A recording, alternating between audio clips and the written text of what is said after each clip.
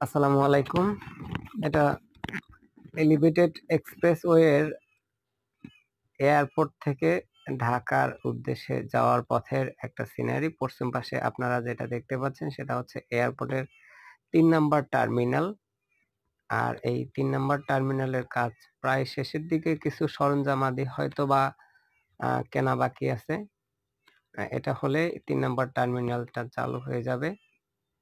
তো এলিভেটেড এক্সপ্রেসওয়ের কথা যদি বলি, যেখানে আগে ১১ কিলোমিটার রাস্তা যেতে ১-১.৫ ঘন্টা লেগে যেত, সেখানে ১১ মিনিটও লাগে না, ১০ মিনিটের মধ্যেই যাওয়া যায়। এটা একটা ভালো দিক, দেশের জন্য একটা উন্নতি। যাই হোক, তো ভালোই লাগছিল উপর থেকে বিল্ডিং গুলো দেখা এবং ফাঁকা রাস্তা।